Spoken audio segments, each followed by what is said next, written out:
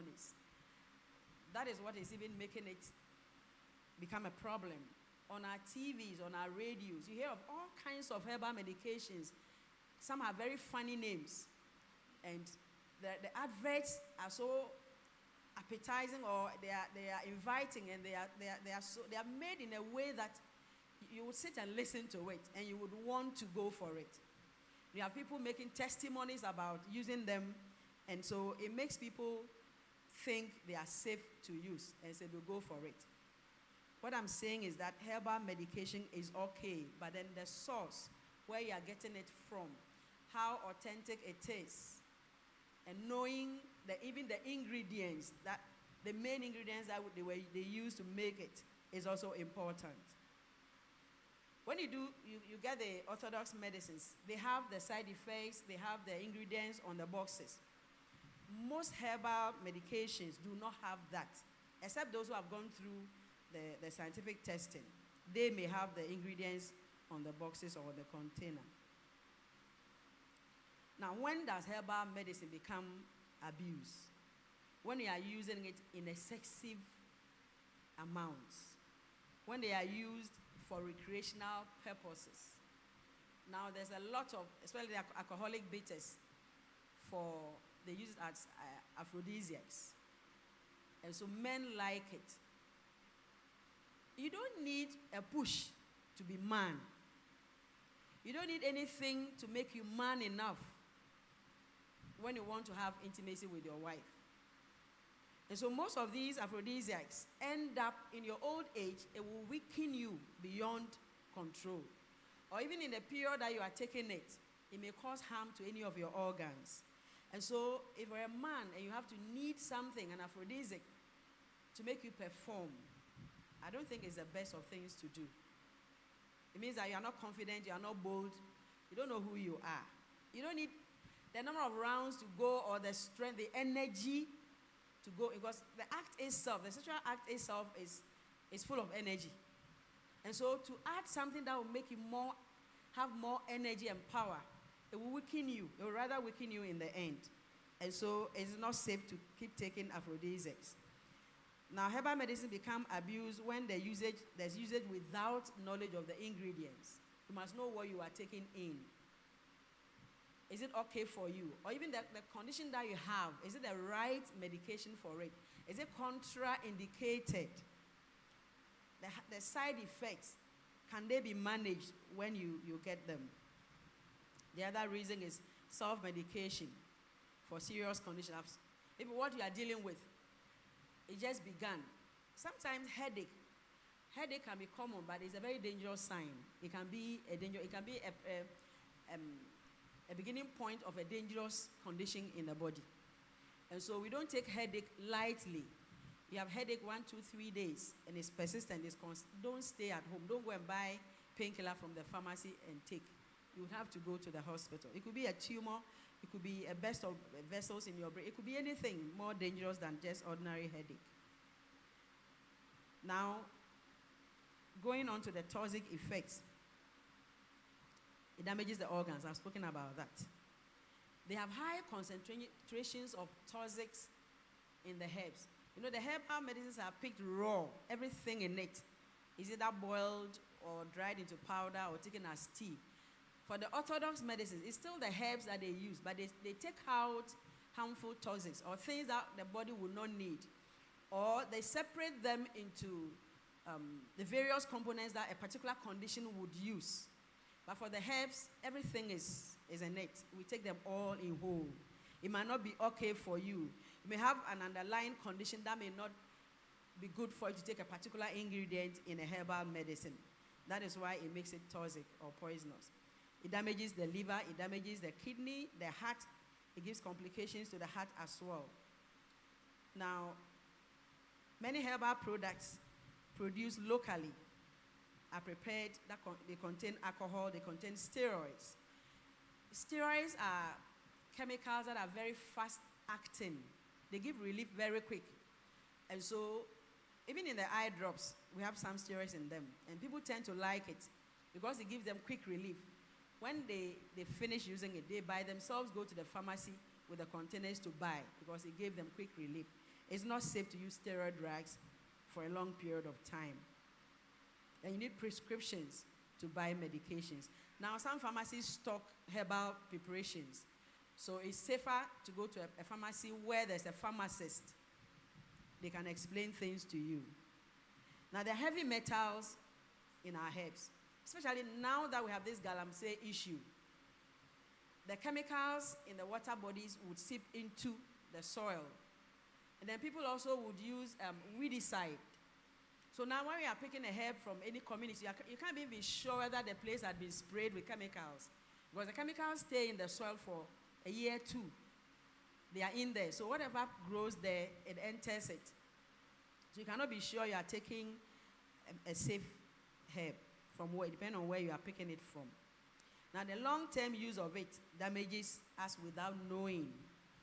Now there are some interactions that occur between, even amongst the herbal drugs themselves, and between the herbal drug and the orthodox medicine. It reduces the effectiveness of the medication when they interact. So you are taking a hypertensive drug, or you are taking a particular drug from the hospital, and you are adding on the herbs. When you take them together, the two react, they become chemically, they compromise each other. One may lower the effect of the other, or they will create compounds that will harm you in the end. What you can do, even with the herbs, if you're taking 2-3 kinds of herbal drugs, don't pick them together and swallow them as one whole. An hour or 30 minutes, 2 hours in between whatever you are taking. So you take one, you wait for an hour or two. You take them in that manner. Don't lump them together and take. It becomes more dangerous when you are taking the herbs and the orthodox medicine at the same time. So you allow an hour or two between the herbs and the orthodox medicines. But be sure what you are mixing is safe for you to mix. They also cause severe side effects. They may increase bleeding. Either in your any part of your body, they can cause bleeding. And then organ toxicity, I've talked about that one also. So there are some drugs that do not mix with each other. Example is ginseng with hypertensive drugs. They don't mix. You can't take ginseng, your hypertensive drugs, and be taking anything ginseng. No. Ginkgo, these are herbs. Ginkgo and blood thinners. Ginkgo by itself would thin your blood naturally. So when you are taking a blood thinner, you have clots somewhere in your blood system, or they put you on blood thinner to make your blood, it's too thick, so it thins your blood so that it can flow easily. When you're on any blood thinner, you don't go take ginkgo. So you need to find out before you take it. Now there's risk of overdose. The herbal tonics and the bitters are often taken, they take it in large gulps. People think when they take it more, then it becomes more effective. But when you do that, it will lead to blood pressure abnormalities. It would affect the heart, and the heart will pump in abnormal rhythms. So it can cause acute poisoning. It can have infective risk, depending on where it is coming. If you're not produced in a healthy environment. Some of them, when you go see where they prepare the herbs, very filthy, the containers, the kind of water they are using. You need to know where the drugs are coming from, but how would you know? That is why it's good to go to the proper source to get your medication. So improper preparation can introduce bacteria, fungi, and contaminants. And these can lead to gastrointestinal problems for you. Alcohol abuse through the herbal bitters. I've spoken about that. The herbal drinks that have high levels of alcohol. People think it's healthy. What the alcohol does, I think it draws the medicines from the herbs into itself. Then you can take it. Do you know the percentage of the alcohol that is in the medicine you are taking? It is also an issue. And it will end you up becoming alcohol dependent, become addicted. It will impair your judgment if it's high dose. And then the risk of liver cirrhosis. It hardens the liver. Alcohol hardens, destroys the liver. The liver is the poison center in our body. It sieves poisonous substances from the blood. It goes through the kidneys. Kidney also further sees, so that What is left is the urine that has to come out. But when these two organs are destroyed, trust me, you end up somewhere you wouldn't want to. So let's be cautious how we take the herbal preparations. The herbal preparation gives false hope and delays treatment. Like I said, you have to take it for a long period of time before you get the actual effect of it. And so you end up delaying your proper diagnosis. It will end up causing complications for you. So like hypertension, diabetes, cancer, stroke, all kinds of infections, they can cause it to become prolonged. Now, short-term effect of herbal medicine abuse. One is nausea and vomiting. If you take it and your body does not like it or you react to it, you may vomit or have nausea. It could be abdominal pain, you have dizziness, confusion, dehydration, temporary liver inflammation. Then a long term becomes chronic liver disease, heart failure, kidney damage, infertility, immune system suppression. So you end up suppressing your immune system. So the natural strength that you have, the herbal medications may suppress it. And so any slightest sickness, it will be bloated up in you and will cause you problems. Why is it a problem, especially in Ghana? There's poor regulation of herbal drugs in this country. The institutions that are supposed to regulate the production, the testing whether they are in correct ingredients and percentages. I don't know whether they are overwhelmed with the numbers that are being produced from every corner. I cannot tell, but there's poor regulation. They don't have a full grasp on herbal medication in this country. So you find them in trotro stations, trotro buses, everywhere. People put it in bags and walk around the marketplaces. And sometimes the lecture they give about the drugs and the conditions before they sell it, some of them, when you hear it, it's worrying. It's worrying. And they claim it is sharp, sharp. So any medicine you take in Italy is sharp, sharp. Please, run away from it. There's lack of standardized doses. Because they produce themselves, they don't have the knowledge to actually put them in the regulated doses for us, except those that are coming from the Mampong research place. That's the only place I know, but I don't know if there's any other research center that does the testing of the herbs. So there's aggressive marketing on TV, in radio, the kind of funny and interesting stories they cook and tell around the medications, and the testimonies that they make people give would entice you to go and buy it. So there's aggressive marketing about it, and it's a booming area for business. Now, herbal mixtures, okay, I've sold it, they sell at buses, bus station markets, and even in the traffic. Now, socially, we tend to accept herbal medications. People complain about side effects of the orthodox medicines. Every drug, even food, overeat it, it has side effects. So everything we take into our body would have some form of effects on us, either good or bad. So we have to be careful what we're taking in. Then people complain about limited access to health care. How do we prevent the herbal drug abuse? And how do we create awareness? So the first, to seek professional counsel or advice if you want to go to do herbal medicine. Like I said, LECMA. I don't know about any other in Accra, but the Mampong Research, they have a clinic in there. So if it's herbal medicine you want, go to the place that there are professionals there who deal in it.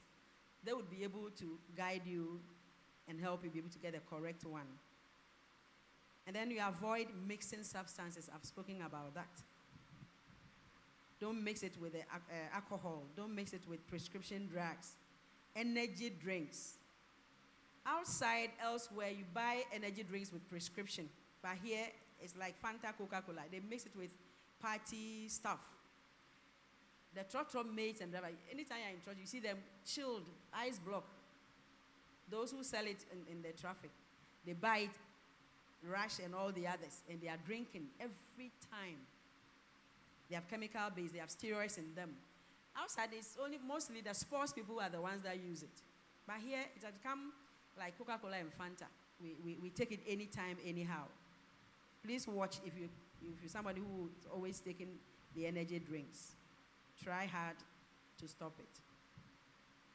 Try and buy only registered drugs. If it's a registered drug, on the box, you find the Food and Drugs Board, the Standard Board logo on it. And then there are other registered signatures and things like that on it. So the FDA, the Standard Board, you should find it on the herbal drug before you buy it. Then avoid those that say they cure all diseases, they work in 5 minutes, sharp, sharp. They have a secret formula, so there's nothing on the box telling you what ingredients they used to produce it. Try and build trust in the healthcare system. No matter how frustrating or difficult, it's a safest place. So like I said, go there first. You go to the laboratory test, they diagnose you, and if you want the herbal medication, some of the doctors are liberal. You discuss things with your doctor. If he says no, fine. If you find the one that says fine, but then find the location where you can get professionals who are dealing with it. And then regular checkups, early diagnosis helps. Most people who are doing herbal drugs don't go to the hospital for checkups again. Once it's finished, they go and buy.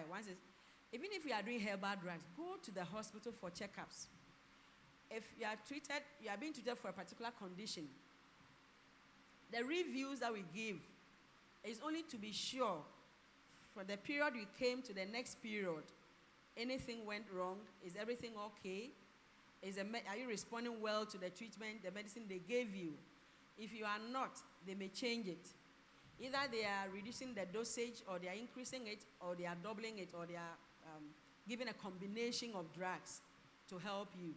So even if you are doing the herbal medicine, still go to checkup to be sure that what you are taking is dealing with the condition you are suffering from. So you don't keep on piling up toxins in your body till it becomes too late for something to be done about it. Let's be very cautious. Let's be very careful. Let's pamper ourselves. Let's believe in ourselves. Love ourselves enough to take good care of ourselves. Because now, the situation in the hospitals now, the amount of money that goes into caring for somebody in hospital, you have no idea. And some of the conditions that are chronic or lifelong, so for the rest of that person's life, every day, medicine have to go in. You go and do this scan, go and do this test. Talking out of experience, what I went through with my mom, it's not easy. So even for the smaller conditions, if you go into the hospitals, people don't have money to pay for the hospital care. That's why they tend to go for the herbs. It's not easy. And most of those big drugs are not on our health insurance. They are not there. So it means that you need to stock up money. Your reserves will be drained. Don't get yourself into liver failure or kidney failure. Your reserves will be drained.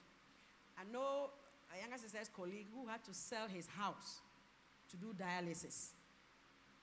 He traveled out to India to replace the kidney. He's back, but he's renting now. It's not as if he's gone off medication. It's that serious. It's that serious. So please, herbs are good, yes. But where are you getting it from? How are you taking it? Are you going for follow-ups?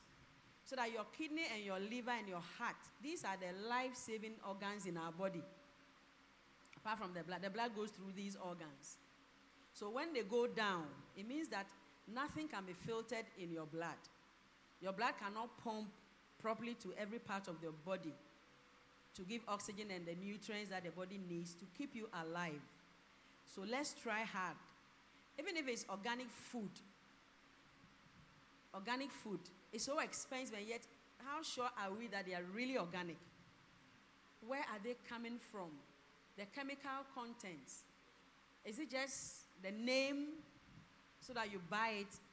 Because you may have money, you want to do organic. But how safe even is even the organic that you are buying on our open markets? They're expensive. And so let's take very care of ourselves. Somebody is on some particular herbal drug, it's good for the person. She introduces it to you. It may not be good for you. It may not be good for you. So please, let's be conscious. Let's be very conscious of ourselves, especially those with lifestyle disease or the chronic diseases. Don't mix up herbal medicines with your prescription drugs. If you have to, allow an hour or two intervals of each. And then don't take drugs immediately just before you go to bed. Take it and then rush straight into bed. And when you're taking these herbs, you need to be taking a lot of water, a lot more water than you're already taking. So it can wash out the substances in it that may not be required by your body. So let's try hard, keep ourselves, care for ourselves, pamper ourselves, be mindful of ourselves. Because when you fall sick, it's not easy. So our focus should be on health, health, health. The Lord has given us a free medical insurance policy. It's not renewable. It doesn't expire. You don't pay to renew it. So whatever the Bible is telling us, or whatever wisdom is telling us, whatever counsel is telling us, whatever professionals are telling us about our health, let's listen and let's try hard to do. Once in a while, you may want to take, let's say, Indomie. Indomie is very poison. I keep saying it. It's not a good, safe food to eat. But somehow it's prepared in the evenings, at night, different joints. Please don't live your life on Indomie. Don't let your children be eating Indomie. For some, they take it to school every day. They like it because it tastes good. But the things that they were used to prepare the Indomie itself, then the spices, that oil thing that they put into the pack. So please, let's be mindful of what we eat and where we eat. Now, because of the galamsey, you can't even be sure on them buying cassava or maize or whatever, where it is coming from. They won't tell you. It's only God that is keeping us. Now, on TV, they use some form of cement, some white powder to preserve beans. I mean, how can we get to that point? How do we get to that point? And so apart from the herbs, the medicines itself, the food we are eating is also causing us a lot of harm. You buy one carrot, it's as big as my arm. Cabbage is as huge as this. You can't be sure where it's coming from. I think we all have to go back to the operation backyard garden that Champo introduced to us. If you're in your own house, even if you're in a rented place, get a pot. Now, pot gardening is becoming very common. Get some soil, black soil, and put pepper or tomatoes or whatever in the pots along wherever your porch is. Water them regularly. If it's a particular herbal, if it's a spice, you can plant it at home. You know what you are putting in there. There's no chemical, so it is safe for you to eat. You buy pineapple, it stays 2-3 days, it gets rotten, smelly, dark fluid. Watermelon, the same. I asked somebody to buy me watermelon from the Adan Road. He forgot and left it in his boot. When he opened the boot the third day, the whole thing was black, watery. Chemicals. So let's try hard and be conscious about what we are eating, where we are getting. And when you go to the market, get home, deliver the things you have bought to, lay hands on it and pray. And deploy the blood on it to take out the harmful things in it. There's nothing we can do. We are not a farmer. We all can be farmers. You can't tell where you are getting the source of the produce from. Banana. I heard somebody is in Tema who have an oven, a huge one. They pack the raw banana into it and switch on the electric. So the heat is ripening the banana. Some are using carbide, plantain, banana. You put tomatoes and pepper in the fridge, it's getting rotting in the fridge. So let's be conscious and careful what we are eating now. Food and the herbal medicines as well, so that we'll live long. Amen. Amen. If there are some questions, we'll take it.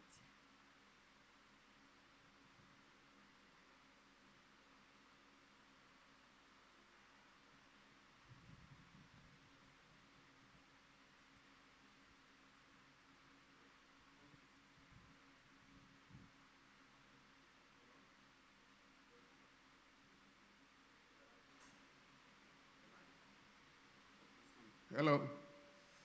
Sorry. Thank you very much, my classmate. we were both in the Bible school, so she's my classmate. My concern is that why is it that the FDA allow some of the herbal medicine people to advertise their products without, arresting them if the efficacy of their products is not good? This is a huge one. It goes beyond me. Because there are institutions that are tasked to do that precisely. But as to why they are not able to do it, I cannot tell. We have a lot of laws in this country. Unless you fall victim to any of the laws, or you fall short